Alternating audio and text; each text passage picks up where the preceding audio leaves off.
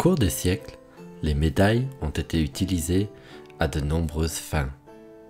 Comme récompense, elles étaient décernées en reconnaissance de réalisations mémorables ou de grande loyauté. Comme souvenir, elles commémoraient des événements importants ou des personnages célèbres. Comme objet de dévotion, elles exprimaient et diffusaient les valeurs spirituelles de leur époque.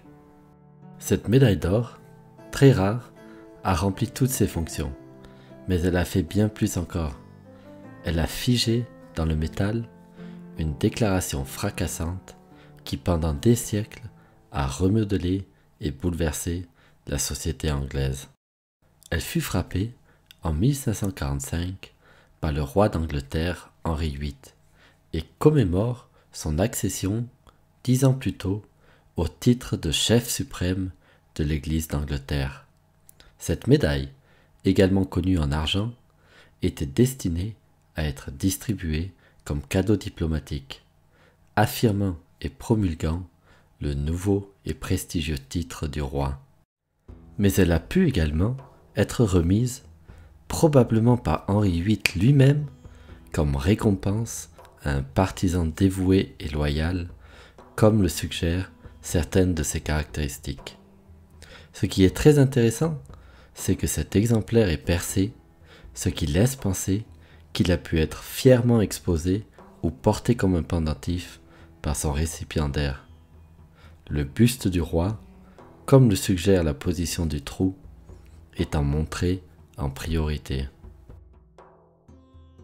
En gardant cela à l'esprit, nous pouvons imaginer l'important statut du destinataire d'une médaille aussi précieuse et ce qu'il a pu vivre se trouvant en contact étroit avec l'un des rois d'Angleterre les plus tumultueux et les plus redoutés.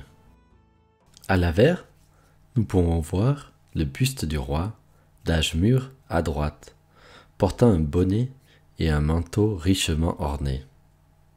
Au revers se distinguent deux inscriptions successives, l'une en hébreu et l'autre en grec, proclamant le nouveau titre du roi. En dessous, la date et le lieu de frappe.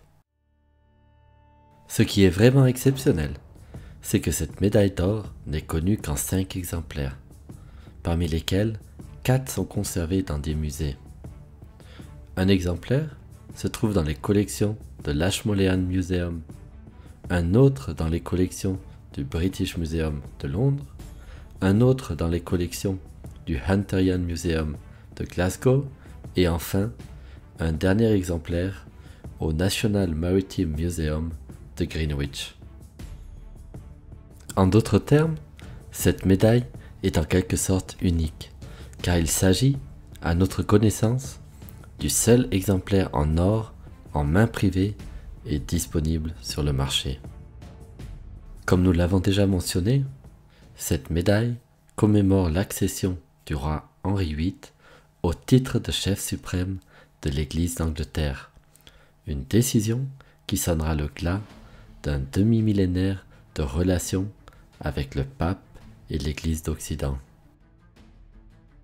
Elle marque donc le début de la réforme anglaise, qui, au cours des siècles suivants, donnera naissance à l'Église anglicane telle qu'on la connaît aujourd'hui. Mais cette médaille est bien plus qu'une médaille religieuse, car elle commémore un événement dont les conséquences dépassent largement les seules questions doctrinales. D'un point de vue politique, le titre de chef suprême de l'Église d'Angleterre a conféré à Henri VIII une légitimité divine pour asseoir son pouvoir et faire des Tudors la dynastie dirigeante du royaume d'Angleterre. En lui permettant de divorcer de sa première épouse Catherine d'Aragon, ce titre lui a donné les moyens d'entreprendre sa quête insatiable d'un héritier mâle, tragiquement au prix de la vie de 3 des 5 épouses qui suivirent. D'un point de vue économique, la dissolution des monastères, entreprise par le roi suite à sa nomination, représente la plus grande privatisation de l'histoire de la Grande-Bretagne. Elle a donné à Henri VIII accès à une immense fortune, devenant d'un seul coup, et de loin, le plus important propriétaire foncier d'Angleterre. Il se pourrait ainsi que l'or utilisé pour la fabrication de notre médaille soit issu des richesses confisquées dans le cœur d'un monastère démantelé. D'un point de vue social, cette médaille marque également la naissance d'une société anglaise moderne. Afin de se mettre à l'abri d'une noblesse hostile, Henri VIII a promu le Parlement et s'est entouré de roturiers talentueux. Ainsi, ses conseillers les plus importants, Thomas Wolsey et Thomas Cromwell, étaient respectivement fils de bouchers et de forgerons. De plus, en donnant pour la première fois la possibilité à la classe moyenne d'acheter des terres issues des monastères démantelés, Henri VIII a remodelé une société dominée pendant des siècles par la noblesse et le clergé, créant ainsi la nouvelle classe sociale de l'English Landed Gentry. Comparée aux médailles de la Renaissance italienne, allemande ou française, réalisées à la même époque, cette médaille semble d'un mérite artistique inférieur. Et cela est assez surprenant si l'on considère l'importance de l'événement commémoré, la grande valeur intrinsèque de cette médaille d'or et le fait qu'Henri VIII lui-même était un des plus grands collectionneurs d'art de son époque. Mais pour comprendre cette médaille, il faut se rappeler que la plupart des médailles européennes de la Renaissance furent produites par la fonte, une technique permettant des représentations en haut relief, mais dont les artistes les plus talentueux étaient italiens et français.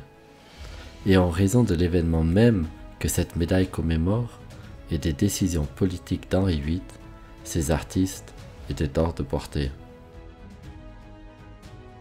Ainsi, si nous voulons être justes envers Henry Bayes, le graveur supposé de cette médaille, et juger équitablement de sa valeur artistique, nous devons la comparer aux médailles et monnaies de l'époque également produites par la frappe.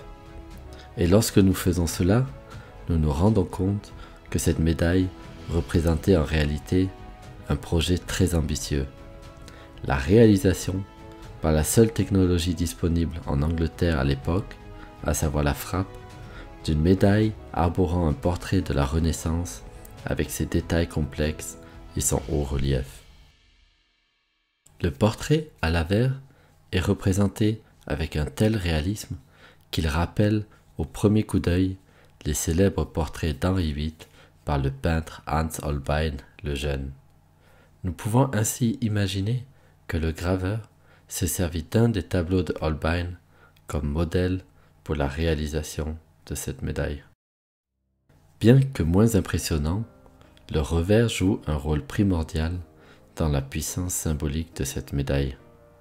L'utilisation d'inscriptions grecques et hébraïques pour proclamer l'assomption de son nouveau titre était destinée à présenter Henri VIII comme un souverain instruit de son temps.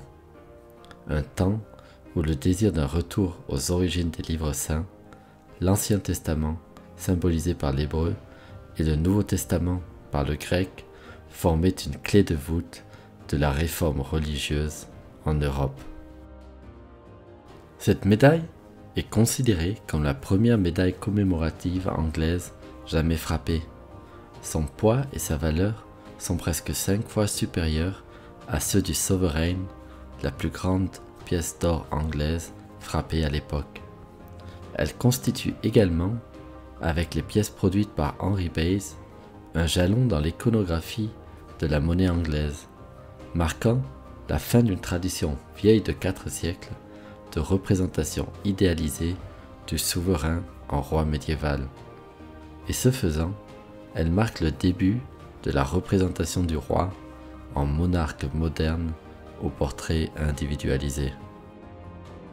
Cette médaille fait partie d'un petit ensemble de médailles exceptionnelles assemblées au début du XXe siècle par la célèbre collectionneuse d'art numismate et mécène Martine, comtesse de Béhague. Elle sera proposée à la vente lors de notre prochaine vente aux enchères qui aura lieu à la fin du printemps 2021. Le consignataire a généreusement décidé de faire don de la somme qu'il recueillera à l'issue de la vente de cette médaille pour soutenir la reconstruction et la rénovation de la cathédrale Notre-Dame de Paris.